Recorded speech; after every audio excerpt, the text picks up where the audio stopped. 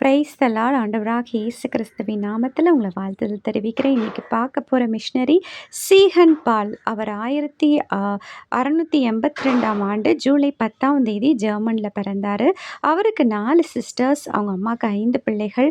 அவங்க தாய் எப்பொழுதுமே சுகவீனமாக இருப்பாங்க. ஆனாலும் தன்னுடைய பிள்ளைகளை பார்த்து, இந்த உலகத்தில் நான் உங்களுக்கு சேர்த்து வைக்கிறது இந்த வேதாகமம் தான். இந்த வேதாகமம் தான் உங்களுக்கு சொத்து, அதுதான் உங்களுக்கு செல்வம். உங்கள் வாழ்க்கையில் நீங்கள் எப்போதுமே அதை கடைப்பிடித்து தான் நீங்கள் வாழணும் அப்படின்னு சொல்லி அவங்க அம்மா மறிச்சிட்டாங்க.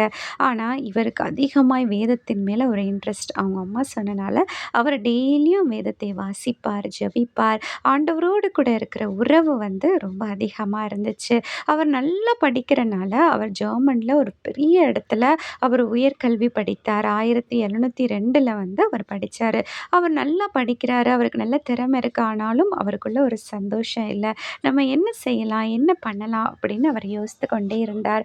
அவர் நிறைய படிப்புகளில் கை தேர்ந்தவர். கிரீக், ஃப்ரெஞ்சு, ஜெர்மன், இந்த மாதிரி நிறைய லாங்குவேஜை அவர் கற்றுக்கிறதுல ரொம்ப இன்ட்ரெஸ்டாக இருப்பார். புதிய லாங்குவேஜ் கற்றுக்கணுன்னா ஆளாக அவர் தான் நிற்பார். ஸோ அதில் அவருக்கு நல்ல இன்ட்ரெஸ்ட். ஸோ இதை கற்றுக்கிட்டே இருக்கும்போது அங்கே டென்மார்க் கிங் இவரை பற்றி தெரிஞ்சுக்கிறாரு. இவர் எப்படி படிப்பார், இவரோட ஹிஸ்ட்ரி பற்றி நல்லா கேட்டுட்டு இவர்கிட்ட கேட்குறாரு, நீ இந்தியாவுக்கு போறியா அப்படின்னு சொல்லிட்டு டென்மார்க் கிங் சீகன் பாலை பார்த்து கேட்குறாரு. சீகன் பாலுக்கு ஒரு ஆசை, இந்தியாவுக்கு போகணும், அங்கே உள்ள மக்களோட பழகணும்னு ஒரு ஆசை, அங்கே உள்ள லாங்குவேஜஸ்லாம் தெரிஞ்சுக்கணும்னு ஒரு ஆசை. அதனால் சரி அப்படின்னு சொல்லிட்டு டென்மார்க் கிங்கோட உதவியால் இவர் இந்தியாவுக்கு பயணம் ஸ்டார்ட் பண்ணுறாரு. 1705 அவர் ஸ்டார்ட் பண்ணுறாரு. அவர் இந்தியாவில் எந்த ஸ்டேட்டுங்க தேர்ந்தெடுத்தார்? நம்ம ஸ்டேட்டு தாங்க, தமிழ்நாடு அவர் தெரிஞ்செடுத்திருக்கிறாரு.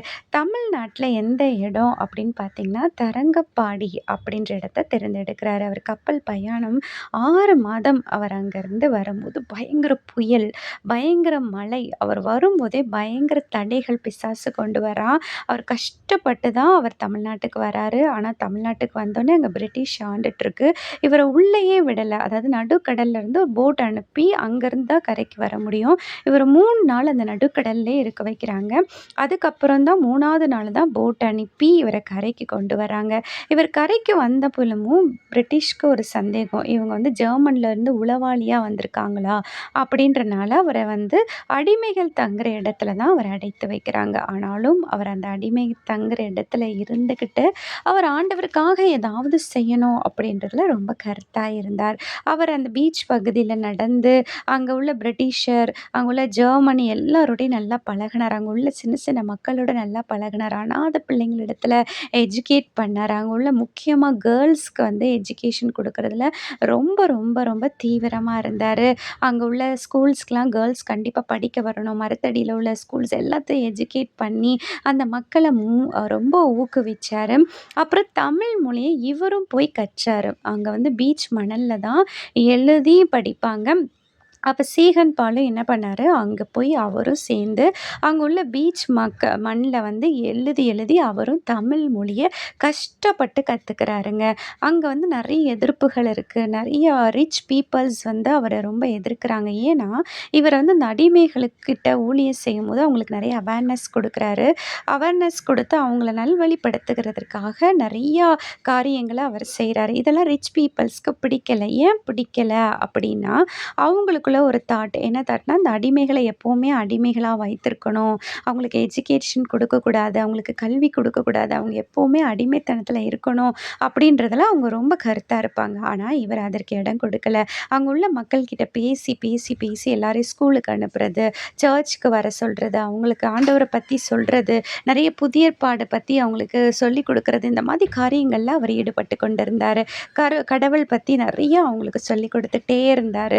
அப்படி அவர் தமிழ்லையும் கொஞ்சம் கொஞ்சமாக கற்றுக்கிட்டு அங்கே உள்ள ஒரு இடத்துல ஆலயத்தை புதுசாக ஒன்று நிறுவினார். அந்த சர்ச்சில் எல்லாரும் வரும்படி அவர் அழைக்கிறாரு. இது எல்லாம் ரிச் பீப்புள்ஸ்க்கு பிடிக்கவே இல்லை. இவர் ஏன் இப்படி இருக்கிறாரு, அந்த நாடு எப்போவுமே பின்தங்கி தானே இருக்குது, இவர் ஏன் இந்த மக்களுக்கு இப்படி சொல்லித்தராருன்னு அவர் மேலே ஒரு பெரிய கோபத்தில் இருக்கிறாங்க. அங்கே உள்ள ரிச் பீப்புள்ஸ் என்ன பண்ணுவாங்கன்னா, ஏழைகள் பெண்களை அவங்க குடும்பம் நடத்திட்டு அவங்களுக்கு குழந்தை வந்ததுக்கப்புறம் அவங்கள அப்படியே விட்டுட்டு போயிடுவாங்க. ஸோ அந்த மாதிரி காரியங்கள் காரியங்கள் நெறைய நடக்குது. அந்த அடிமைத்தன பெண்கள், அடிமைத்தன ஆண்கள் வந்து அதில ரொம்ப ரொம்ப சஃபர் ஆவாங்க. அந்த மாரி மக்களுக்கெல்லாம் இவர் எஜுகேட் பண்ண ஆரம்பிச்சாரு. நீங்க அதுக்கு அடிபணியக்கூடாது. நீங்க ரிச் பீப்பிள்ஸ் கிட்ட போகக்கூடாது. அப்படின்றதுல அவர் அதிகமாய் தீவிரமாய் பண்ணிக்கிட்டே தமிழ் மொழிய கத்துட்டு பழைய ஏற்பாடுல ரூத் அளவு அவர் மொழிபெயர்த்துட்டாரு. இவ்வளோ நாட்களுக்குள்ள அவர் இந்த காரியங்களெல்லாம் செய்றாரு. அப்போ வந்து ரிச் பீப்பிள்ஸ் வந்து இவர எப்படியாவது கொல்லணும் அப்படின்னு சொல்லிட்டு, இவருக்கு விரோதமாய் வந்து இவர ஆள் அனுப்பி இவர சிறையில அடைக்கிறாங்க. 4 மாசம் அவர் சிறையில இருக்காரு. ஸோ சிறையில அவருக்கு சரியான உணவு கிடையாது.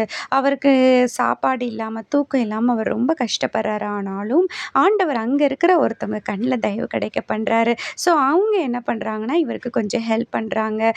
இவருக்கு அங்க உள்ள இடத்துல மக்கள்ட்ட ஆண்டவர பத்தி சொல்றதுக்கு உதவி செய்றாங்க. அப்புறம் அந்த இடத்துல பைபிள மொழிபெயர்க்கிறதுக்கு பேப்பர்ஸ், அதுக்கப்புறம் இங்க்கு எல்லாமே அங்க உள்ள அதிகாரி யாருக்கும் தெரியாம சீகன் பாலுக்கு அனுப்புறாரு. அவர் ஜெயில்ல இருந்தவாறே புதிய ஏற்பாட ஃபுல்லா தமிழ்ல முதல்ல மொழிபெயர்த்தவர் இந்த சீகன் பால் தான்.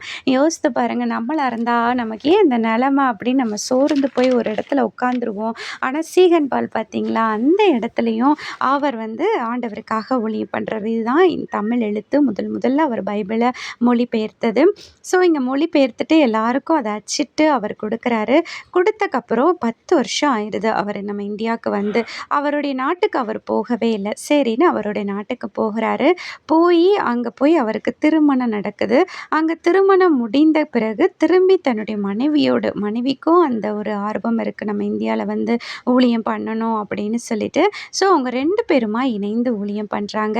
1719ஆம் ஆண்டு வந்து அவருக்கு 37 வயது. அப்போ அவருக்கு ரொம்ப சுகவீனமா ஆகுது. ஏன்னா இந்தியன் ஃபுட், இந்தியன் கிளைமேட் எதுவுமே அவருக்கு ஒத்துக்கல. ஸோ சுகவீனமாகி அவர் 37ஆம் வயதிலே அவர் ஆண்டவருடைய ராஜ்யத்துக்கு போயிறாரு. ஆண்டவருக்காக கடைசி மூச்சளவு அவர் ஊழியம் செய்து புதிய ஏற்பாடு, பழைய ஏற்பாட்டுல ஜோஷுவா அளவு அவர் மொழிபெயர்த்தார். இந்த மனிதனுக்காக நம்ம ஆண்டவரை ஸ்தோத்திரிப்போம். Thank you.